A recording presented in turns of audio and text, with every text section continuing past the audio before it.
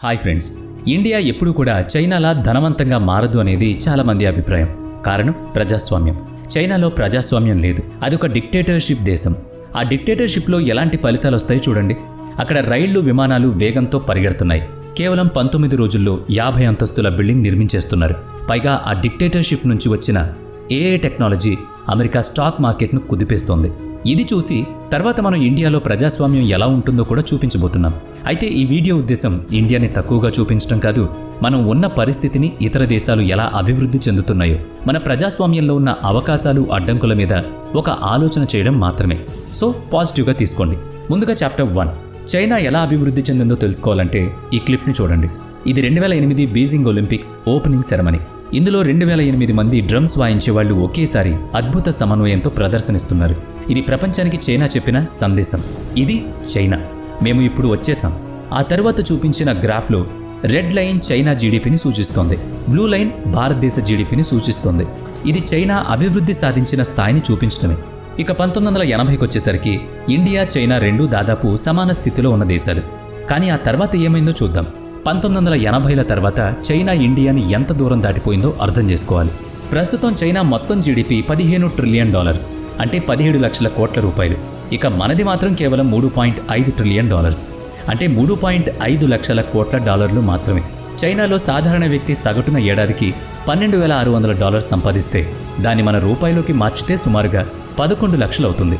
కానీ మన ఇండియాలో ఒక వ్యక్తికి సగటు వార్షిక ఆదాయం కేవలం $2,400. అంటే చైనా వ్యక్తిగత ఆదాయం 2,09,000 వరకు ఉండగా మనది చాలా తక్కువగా ఉంది. అంతటి తేడా ఎక్కడి నుంచి మొదలైందని తెలిస్తే మనం ఆశ్చర్యపోతాం. దానికి సమాధానం ఒకే ఒక్క వ్యక్తి, డెంగ్ జియావోపింగ్. 1978లో ఆయన నాయకత్వంలో చైనాలో రిఫార్మ్ మరియు ఓపెన్ అప్ పాలసీ తీసుకొచ్చారు. దీని ప్రధాన లక్ష్యం ఒక్కటే, ఎగుమతులపై ఆధారపడే పరిశ్రమలను అభివృద్ధి చేయడం. ఆ లక్ష్యాన్ని సాధించడానికి వీలు కానివన్నీ అడ్డంకుల్లా మారాయి. న్యాయ వ్యవస్థ అడ్డుగా ఉంటే దాన్ని తొలగించారు. లోకల్ గవర్నమెంట్ అడ్డంకిగా ఉంటే దాన్ని తీసేశారు. సివిక్ సొసైటీ అయినా ఆపద అనిపిస్తే దాన్ని పక్కకు నెట్టేశారు. ఈ మార్పులన్నీ ఒక దశలో చైనాలో జరిగిపోయాయి. భారతదేశంలో ఫోన్ కొనాలంటే 3 సంవత్సరాలు ఎదురు చూడాల్సిందే. అప్పట్లో లైసెన్స్ పాలన ఉండేది. ప్రజాస్వామ్యం ఉండడం వల్ల మన దేశంలో చాలా అవరోధాలు ఏర్పడ్డాయి. కానీ చైనాలో డిక్టేటర్షిప్ కారణంగా అవరోధాలు లేవు. నేను కాలేజీలో నేర్చుకున్న పాఠం ప్రకారం ఉత్పత్తి కోసం 4 ముఖ్యమైన అంశాలుంటాయి: భూమి, శ్రమ, మూలధనం మరియు వ్యాపార సామర్థ్యం. ఇందులో భూమి అంటే స్థలం మరియు సహజ వనరులు, శ్రమ అంటే మనుషుల శారీరక, మానసిక శ్రమ, మూలధనం అంటే యంత్రాలు, సాధనాలు కొనుగోలు చేయడానికి అవసరమైన డబ్బు. ఇక వ్యాపార సామర్థ్యం అంటే వ్యాపారాన్ని నడిపించే వ్యక్తి. వ్యాపారస్తులు అంటే భూమి, శ్రమ, మూలధనాన్ని సమన్వయపరిచేవాళ్ళు. ఈ మూడింటిలో చైనా ముఖ్యమైన సమస్యలైన భూమి, డబ్బుల సమస్యను సెజ్ల ద్వారా పరిష్కరించింది. అంటే స్పెషల్ ఎకనామిక్ జోన్లు ఏర్పాటు చేసి అభివృద్ధి చెందిన ప్రాంతాలను వ్యూహాత్మకంగా అభివృద్ధి చేసింది. ఉదాహరణకి షెన్జిన్ అనే ఊరు ఒకప్పుడు కేవలం మత్స్యకార గ్రామం. కానీ అక్కడ విదేశీ పెట్టుబడులు తీసుకొచ్చారు, పన్నుల ఇన్వెంటరీలు ఇచ్చారు, నిబంధనలు తగ్గించారు. ఫలితంగా నేడు షెన్జన్లో యాపిల్, హువాయి లాంటి ప్రపంచ ప్రముఖ కంపెనీలు నెలకొన్నాయి. మిక్సర్, వాషింగ్ మెషిన్ వంటి సామాన్య వస్తువులను అక్కడ తయారు చేస్తున్నారు. మీ కంప్యూటర్లో కొన్ని భాగాలు లేదా ఎలక్ట్రానిక్ వస్తువుల్లో భాగాలు కూడా షెన్జన్లోనే తయారవుతాయి.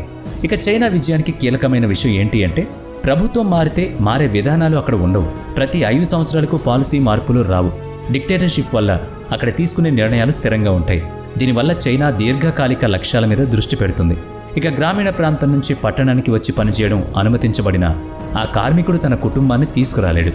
కారణం, అతను రూరల్ హౌకో కలిగిన వాడిగా పరిగణించబడతాడు. అందువల్ల అతని పిల్లలకు ప్రభుత్వ పాఠశాలలో ప్రవేశం ఉండదు. ప్రభుత్వ ఆసుపత్రుల్లో వైద్యం కూడా లభించదు. పట్టణానికి వలస వచ్చిన వ్యక్తి ఈ విధానాల వల్ల ఓ వయసు వచ్చిన తర్వాత అక్కడ జీవించలేక తిరిగి వెనక్కి వెళ్ళిపోతాడు. ఫలితంగా పట్టణాల్లో స్లమ్స్ కనపడవు. మీరు రూరల్ హౌక్ కలిగి ఉండి ఈవెన్ మీ పిల్లలు పట్టణంలో జన్మించిన వాళ్లకు ఈ రూల్స్ ఏవి వర్తించవు. ఇక చాప్టర్ 2, చైనా మరియు ఇండియా మధ్య తేడా గురించి ఈ ఉదాహరణ ద్వారా మీకు స్పష్టంగా అర్థమవుతుంది. చైనా ఎలా వ్యవస్థాపకంగా ముందుకు సాగిందో అన్న విషయాన్ని.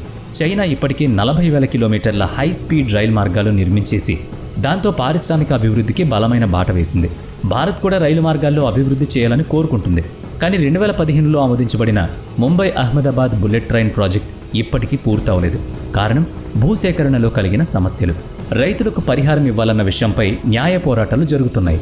మీరు నమ్మరు, కానీ భారతదేశంలో 78% రోడ్డు అభివృద్ధి ప్రాజెక్టులు 75% రైల్వే ప్రాజెక్టులు, 22% విద్యుత్ ప్రాజెక్టులు ఇంకా పూర్తి కాలేదు.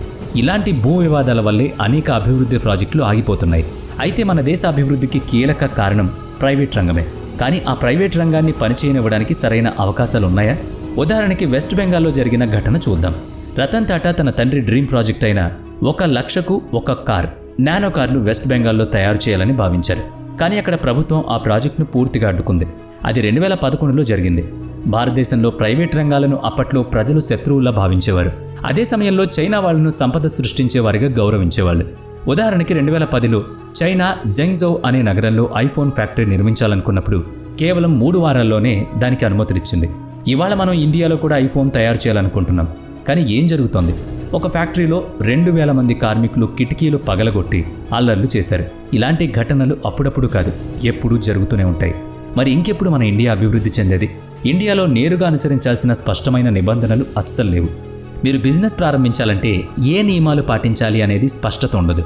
ఒక నిర్దిష్టమైన మార్గదర్శకత లేకపోవడం వల్ల రేపు ఓ ఇన్వెస్టర్ వచ్చి మీ దగ్గర ఈ లైసెన్స్ లేదు, లేక ఈ రూల్ బ్రేక్ చేశారు, ఇలాంటి సాకులు చెప్తాడే కానీ మీరు చేయగలిగేది ఏమీ ఉండదు, చేతులెత్తేయడం తప్ప. సో ఏ బిజినెస్ చేయాలన్నా, ఏ కాంట్రాక్ట్ తీసుకోవాలన్నా, ఏది మొదలు పెడదామన్నా లంచం ఇవ్వాలి. దాంతోపాటు నెలల తరబడి, సంవత్సరాల తరబడి వేచి చూడాలి. దీంతో ఐడియా చనిపోతుంది. ఐడియాను మోసే వ్యక్తి కూడా దాని మీద ఇంట్రెస్ట్ కోల్పోయి వేరే పని చూసుకుంటాడు. ప్రజాస్వామ్యం అంటే అభివృద్ధికి అడ్డు కదా? ఒక వ్యక్తి పేదవాడిగా ఉంటే, విద్య లేనివాడిగా ఉంటే అతనికి ఫ్రీ రేషన్, చౌక గ్యాస్ సిలిండర్లు సరిపోతాయా? అతను ఎక్కువగా ఎదగాలన్న దృష్టి, లక్ష్యం ఉండదు. ఇటువంటి ఫ్రీ రేషన్, చౌక సిలిండర్లు పేదవాడికి దానం లాంటివి. అవి వాళ్ళని ఇంకా పేదరికంలోకి నెట్టేస్తాయి తప్ప ఏ మాత్రం వాళ్ళని అభివృద్ధి చేయవు. ఇక చాప్టర్ నెంబర్ 3. నేను ప్రజాస్వామ్యాన్ని ద్వేషిస్తున్నానా? అస్సలు లేదు. కానీ చైనా ధనిక దేశంగా మారింది. ఎందుకంటే అక్కడ ఎన్నికలు లేవు. చైనాలో ఒకే ఒక్క పార్టీ నియంత్రణ ఉంది, కమ్యూనిస్ట్ పార్టీ. 1949 నుంచి ఇప్పటి వరకు అదే పార్టీ అధికారంలో ఉంది. పార్టీకి లీడర్ను ఎంచుకోవడానికి ఆత్యంతర ఎన్నికలు జరుగుతాయి. కానీ అసలైన విషయం వివరాల్లో దాగుంటుంది. జిన్పింగ్కు వ్యతిరేకంగా ఓటేసిన వాళ్ళు ఒక్కరు కూడా లేరు. ఈ వీడియో చూసిన తర్వాత కొంతమంది ఇతను ప్రజాస్వామ్యాన్ని ద్వేషిస్తున్నాడా అని అనుకోవచ్చు. కానీ విషయం అంత తేలికైంది కాదు. ఇప్పుడు ఒక చిన్న కథ చెప్పాలనుకుంటున్నాను. మీరు ఒక విమానంలో ఉన్నారని ఊహించండి. మీరు 35,000 అడుగుల ఎత్తులో విమానంలో ప్రయాణిస్తున్నారని ఊహించుకోండి. ఆ సమయంలో విమానయాన సంస్థ ఒక ప్రకటన చేస్తుంది. ఇకపై విమానాన్ని ఎవరు నడపాలనేది ప్రయాణికులే నిర్ణయిస్తారు. ఇప్పుడు మీ వద్ద 2 ఆప్షన్స్ ఉన్నాయి. ఒకవైపు ఏ, అనుభవజ్ఞుడైన, శిక్షణ పొందిన పైలట్, ఎన్నో సంవత్సరాలుగా విమానం నడుపుతున్నాడు, క్లిష్ట పరిస్థితుల్లో నిర్ణయాలు తీసుకోగలడు, గాలివానలొచ్చినా విమానాన్ని నెమ్మదిగా ముందుకు తీసుకువెళ్ళగలడు. ఇక మరోవైపు ఆప్షన్ బి, చక్కగా మాట్లాడే వ్యక్తి, మిమ్మల్ని నవ్వించే శైలి ఉన్నవాడు, కానీ పైలట్ కాదని తెలుసు. ఇలాంటి సమయంలో మీరు ఎంచుకునే వ్యక్తి ఎవరు? ఇదే విమానాన్ని నడిపే నాయకుడిని ఎంపిక గురించి ప్రజాస్వామ్యం మరియు నాయకత్వంపై వేసిన ఉపమాన కథ. ఇప్పుడు ఇంకో ఆప్షన్ చూస్తే, ఒక మంచివాడు మీతో ముచ్చటగా మాట్లాడుతున్నాడు, చెప్పేది వినడానికి బాగుంటుంది, మీరు ఎటువంటి నియంత్రణలు అవసరం ఉండనివి, విమానంలో ఎన్ని డ్రింక్స్ అయినా తాగొచ్చు, పొగ తాగొచ్చు, దాన్ని కూడా అనుమతిస్తాడు, ఏం జరిగినా నేనే చూసుకుంటానని నమ్మకం కలిగిస్తాడు. అంతేకాదు, ఏడాదిలో 10 అంతర్జాతీయ విమాన ప్రయాణాలు ఉచితంగా ఇస్తానని చెప్పేస్తాడు. ఇప్పుడు మీ చేతిలో నిర్ణయం ఉంది. మీరు ఎవరిని ఎన్నుకుంటారు? అనుభవజ్ఞుడైన పైలట్నా, లేక మాటలతో మాయాజాలం చేసే ఆ ఆప్షన్ బీనా? అర్థమైంది కదా? ఇక్కడ నేను చెప్పాలనుకుంటున్నది కూడా అచ్చంగా అదే. ఇక అభివృద్ధి చెందకపోవడానికి మరో ముఖ్యమైన కారణం చూస్తే మ్యానుఫ్యాక్చరింగ్ లోపం. మన దేశం వ్యవసాయం నుంచి సర్వీసుల వైపు మారిపోయింది. కానీ భవిష్యత్తులో సర్వీసుల రంగంలో ఎక్కువ ఉద్యోగాలు ఉండవు. ఎందుకంటే ఏఐ వస్తోంది. ఇది చాలా ఎంట్రీ లెవెల్ ఉద్యోగాల్ని తీసేస్తుంది. అందుకే మనం మ్యానుఫ్యాక్చరింగ్పై దృష్టి పెట్టాలి. ప్రస్తుతం మన దేశ జీడిపిలో మ్యానుఫ్యాక్చరింగ్ కేవలం 14% మాత్రమే ఉంది. కానీ చైనాలో ఇది 28%. ఇది మనం ముఖ్యంగా ఖచ్చితంగా 100% మెరుగుపడాల్సిన అంశం. మన దేశంలో ఇప్పటికీ 60% మంది ప్రజలు వ్యవసాయ రంగంలో పనిచేస్తున్నారు. కానీ ఈ రంగం జీడిపిలో కేవలం 16% మాత్రమే కాంట్రిబ్యూట్ చేస్తుంది. అంటే మన జనాభాలో 60% ఉన్నా వాళ్ళు మన దేశ ఉత్పాదకతకు కేవలం 16% మాత్రమే తోడ్పడుతున్నారు. ఇదే మన దేశ సమస్య. వ్యవసాయం నుంచి మ్యానుఫ్యాక్చరింగ్ వైపు మనం ఎక్కువ మంది ప్రజలను మార్చాలి. చైనా ఈ విషయాన్ని చాలా ముందుగానే గ్రహించింది. స్కిల్ ట్రైనింగ్పై ఎక్కువ దృష్టి పెట్టింది. వాళ్ళు వృత్తి ప్రాధాన్యం కలిగిన వారిని తయారు చేశారు. కానీ మన దగ్గర రోజు రోజుకి టైలర్స్, స్కిల్డ్ వర్కర్స్ అవసరం ఉన్నా మనం మాత్రం వాటి మీద దృష్టి పెట్టకుండా ఎప్పుడూ కూడా ప్రతి వస్తువును దిగుమతి చేసుకుంటూ ఇంకా లేట్ చేస్తున్నాం అభివృద్ధి చెందడానికి. మన దేశంలో ప్లంబర్స్, ఎలక్ట్రీషియన్స్, పెయింటర్స్, కార్పెంటర్స్ లాంటి వాళ్ళు అసలు ఉన్నతమైన పనులు చేసే స్కిల్ లేబర్లు. వీరికి అవసరం పెరుగుతోంది. ఎందుకంటే మన దగ్గర ఈ వృత్తుల పట్ల గౌరవం లేదు. చాలామంది ఇంజనీర్ కావడంతో గర్వంగా భావిస్తున్నారు. కానీ ఈ చేతి వృత్తుల చేసే వాళ్ళందరూ దుబాయ్, కువైట్ అలాగే ఇతర దేశాలు వెళ్ళి లక్షల్లో సంపాదిస్తున్నారు. అదే సాఫ్ట్వేర్ ఇంజనీరింగ్ చేసిన వాడు మాత్రం ఇదే హైదరాబాద్, బెంగళూరు, పూణే, ముంబై, ఢిల్లీ అంటూ తిరుగుతూ ఆ 50-60 వేలతో సరిపెట్టుకుంటున్నాడు. ఉద్యోగం పోతే డిప్రెస్ అవుతున్నాడు. ఉద్యోగంలో ఉంటే పిచ్చెక్కిపోతున్నాడు. మరి ఇప్పుడు అభివృద్ధి చెందాలంటే ఏం చేయాలి? దేశంలో ఉత్పాదకతను పెంచాలి. ప్రైవేటీకరణపై సరైన రూల్స్ అండ్ రెగ్యులేషన్స్ పెట్టి ఒక ఖచ్చితమైన నిబంధనతో ప్రభుత్వం, ప్రైవేట్ ఈ రెండూ కలిపి ముందడుగు వెయ్యాలి అనేది స్పష్టంగా అర్థమవుతోంది. ఇది ఎక్కడ కూడా ప్రజాస్వామ్యాన్ని కానీ భారతదేశాన్ని కానీ కించపరిచే విధంగా నేను చెప్పే విషయం కాదు. మన దేశం ఎంత తొందరగా అభివృద్ధి చెందితే అంత గొప్పగా మనం ప్రపంచ పటంలో మన జెండా ఎగరేయొచ్చు అనేదే మా యొక్క అభిలాష. మరి దీనిపై మీ కామెంట్ ఏంటి?